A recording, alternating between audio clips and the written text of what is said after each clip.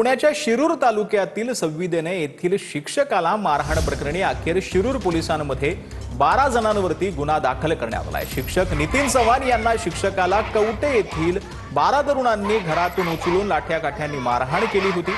या मारहाणीचा ग्रामस्थांसह विद्यार्थ्यांनी निषेध व्यक्त करत गाव बंद आंदोलन केलं।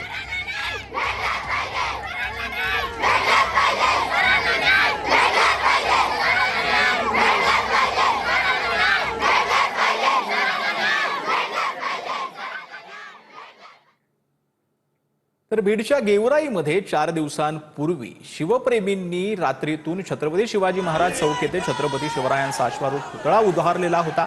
विनापरवाना पुतळा उभारल्याप्रकरणी 25 लोकांवर गुन्हे दाखल करण्यात आले होते। दरम्यान प्रशासनाकडून पुतळा हटवला जाऊ शकतो या भीतीने शिवप्रेमींनी गेवराई शहरामध्ये मोठा मोर्चा काढलाय। त्यामध्ये हजारो शिवप्रेमी सहभागी झाले होते।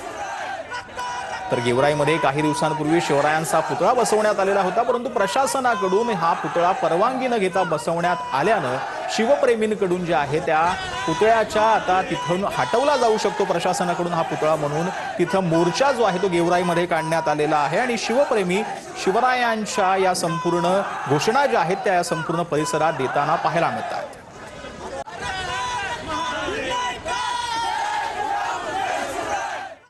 तर संगमनेर तहसीलदारांच्या लिपिक 13,000ची लाच घेताना पकडला गेलेला आहे। लिपिक कैलास खाडेला लाचलुचपत विभागाकडून अटक करण्यात आली।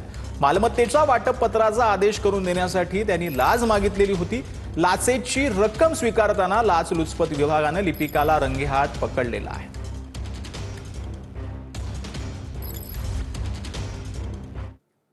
तर बातमी आहे किसान सभेच्या लॉंग मार्च संदर्भातली।